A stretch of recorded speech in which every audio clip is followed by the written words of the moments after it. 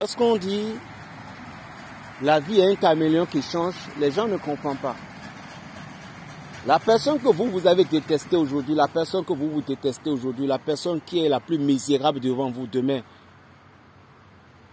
la vie change les choses que vous ne pouvez jamais comprendre.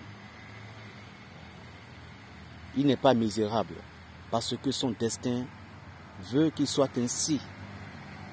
Il n'est pas pauvre. C'est parce que son destin veut pour le moment qu'il porte les habits, qu'il utilise habits d'une pauvreté. Il n'est pas malade. C'est parce que tout simplement, actuellement, le destin veut qu'il soit comme ça parce que s'il n'est pas malade, on aurait de le tuer. S'il est pauvre, parce que le destin veut qu'il soit pauvre maintenant, malgré que dans sa famille, tout le monde est riche. Parce que s'il est devenu riche maintenant, peut-être, il peut mal utiliser sa vie. Et il va mal terminer. Ce que le destin nous a donné, nous ne pouvons jamais comprendre. Tout ce qui nous arrive nous sert toujours des leçons. Les feuilles qui sont là, vous voyez,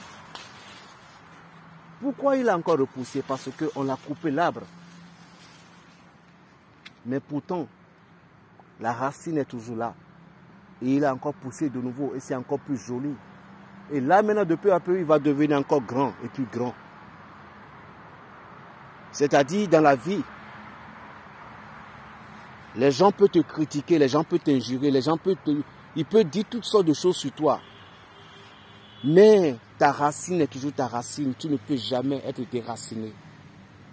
Parce que tant qu'on ne t'a pas déraciné, c'est-à-dire tant qu'on ne t'a pas tué, lorsqu'on t'a tué, on t'a déraciné. Mais lorsque tu vis encore et Dieu t'a réveillé, il y a toujours de l'espoir pour toi. Le découragement est le poison. Le découragement, quelqu'un qui est découragé a tout perdu dans la vie.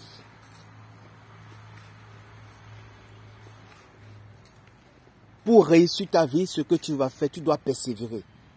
Même si tu es malade et tu ne commences pas à te traiter avec les pasteurs, avec les prêtres dans l'exorcisme, et la maladie en question n'a pas donné encore son résultat. À qui tu as mis ta confiance, à qui tu as placé ta confiance, à qui tu as confiance? À Dieu, à l'être humain. Si tu as mis ta confiance en être humain, tu ne vas jamais guérir. Mais à Dieu, bien sûr. Parce que c'est Dieu qui va te donner un bon guérisseur, quelqu'un qui peut t'aider, quelqu'un qui va t'aider à pouvoir t'en sortir de tous ces problèmes. Nous voyons la vie. Tout est vanité dans cette vie. Laisse-moi te dire, aujourd'hui tu as fui la famille. Tu fuyais tout le monde, tu as eu peur de tout le monde. Bien sûr. Mais ce n'est pas ça qui va te guérir.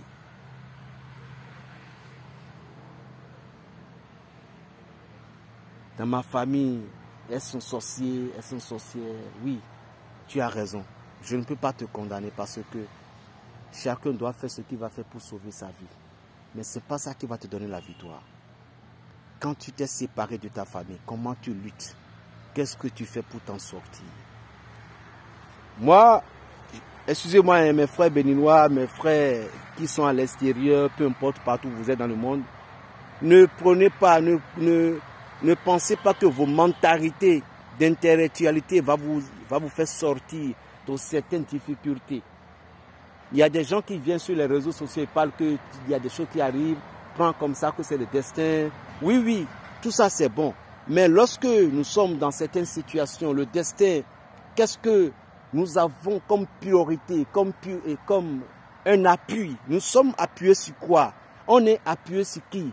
Pour pouvoir réussir le destin. Parce que l'intelligence, la mentalité de nos intelligences, seul ne suffit pas pour vaincre, pour défier le surnaturel de cette nature. Nous devons avoir quelqu'un comme le guide spirituel. Nous devons avoir un Dieu puissant, un Dieu noble, un Dieu brave. Parce que le sorcier me pourchasse. Je ne peux pas le recourir à un sorcier. Je dois me recourir à un Dieu, le maître des maîtres. Vous connaissez le soir de Saint Christophe.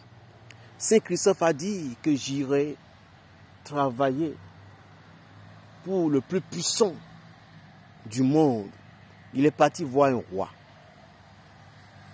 Le roi a dit carrément que je ne suis pas puissant. Il est parti rencontrer le feu, l'eau, tout. Et toutes ces personnes, ils ont dit non. Mais il dit, qui est le plus puissant? Il dit que c'est le Satan qui est plus puissant. Il dit, d'accord, j'irai travailler pour Satan. Saint Christophe est parti voir Satan pour dire, je vais travailler pour toi. Satan dit, il n'y a pas de souci. Saint Christophe va commencer par travailler pour Satan.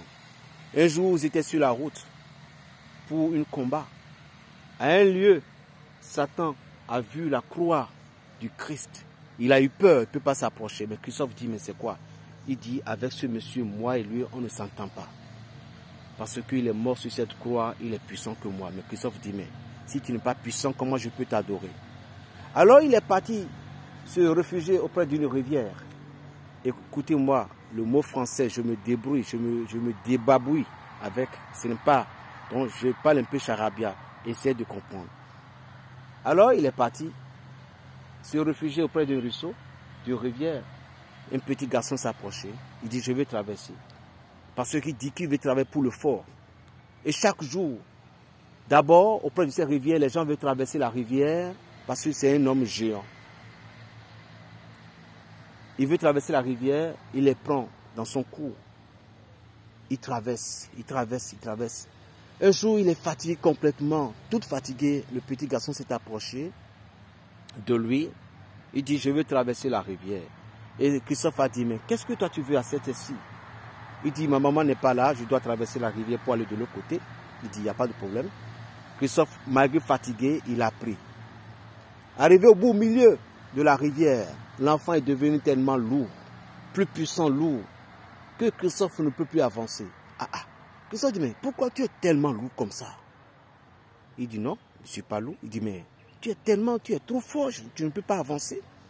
L'enfant lui dit, je suis celui dont Satan craint. C'est moi qui étais mort sur la croix. Et si je suis Jésus, tu vas travailler pour moi. Il dit, bien sûr. Est-ce que tu es le maître de l'univers? Il dit, oui.